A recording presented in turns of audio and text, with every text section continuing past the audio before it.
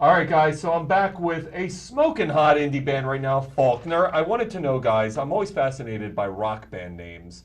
How the heck did you come up with Faulkner? And please have a drug-infused story tied to this somehow. Like every band name, you're sitting around a campfire in the desert, someone's on hallucinogenics and says, I know, and says the name, and then everyone else who's also not based in reality says, that's it, then you all agree, and then a week later you say, what the heck did we just decide? So that's how it happened. It's really not how it happened. They were telling me the real story. It was so boring before we got started. I was like, can you guys just make something up? Like I was like tripping on, we were doing like shrooms at Joshua Tree or something. So I was listening to your single. You guys are super talented. I hate you because of that. So congratulations. You've also gotten to work with some of the best in the business. We were just talking about RZA, one of my favorites. How did this all happen? How did you guys come together? I know you're bi-coastal. We'll talk about that. Like you're you're bi-coastal. But how did this whole thing happen?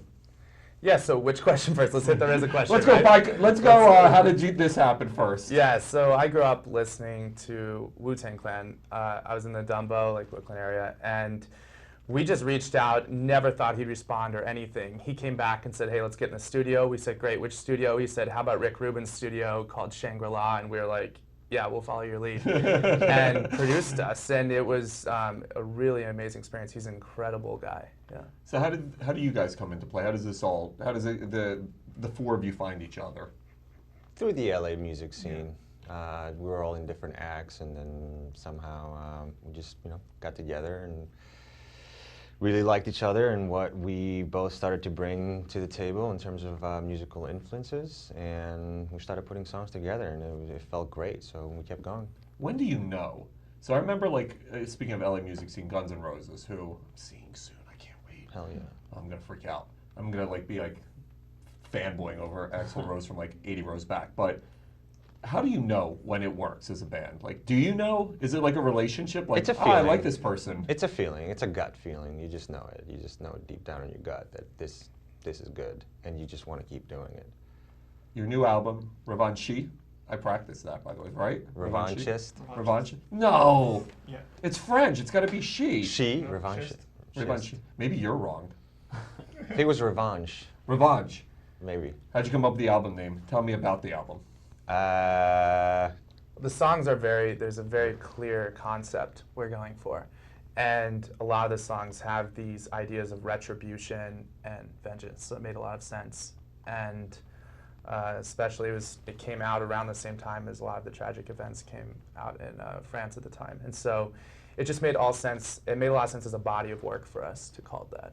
Does that play into your music? Do current events, what's happening in your lives, how much of that actually gets incorporated into when you're writing music? And then I'm giving you multiple questions. This is like my thing now.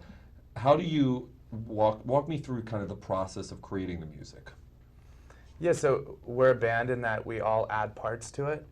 And I usually write the music, the lyrics and the melody on an acoustic guitar, then the band really works it and makes it sound like a rock song. So, and then Eric does a lot of production. By the way, I'll introduce the members. This is Dimitri Frugius. He plays bass.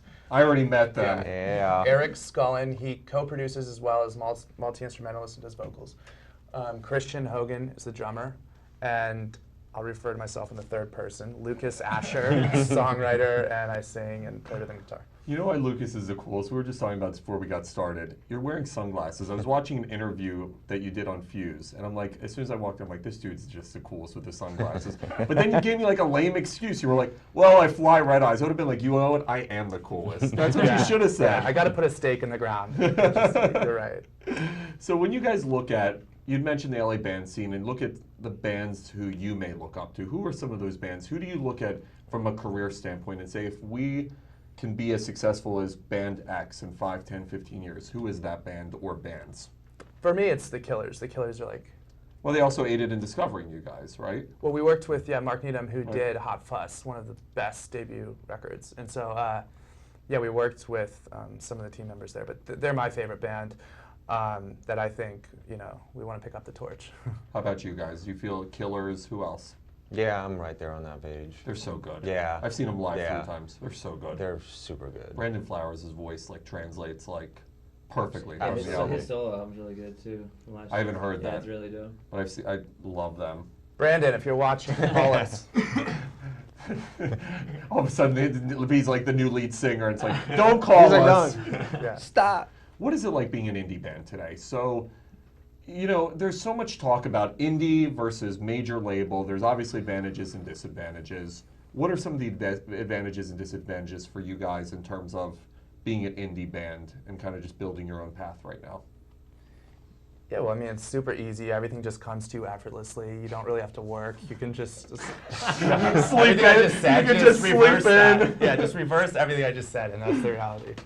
So Yeah, is it that much harder from a marketing perspective and a getting your sound out perspective and getting people to find you perspective? Is it harder when you don't have a major label behind you? Look, the most important thing is just to have fun, because it's not worth it if you're not having fun. So. As musicians, did you guys know early on that, hey, this is what we want to do with our career? Were you poised to be accountants, attorneys, and then like, maybe I'll go drum for a living? Or is this something that clicks for each one of you when you're a kid and let me go be in a band? None of those other professions. I know the feeling, trust me. Music pretty much rules all. That's it. It's awesome, guys. Yeah. Congratulations. I really like your music, and you're going to play some for me today, so enough of me talking. Let's go play. Let's do it.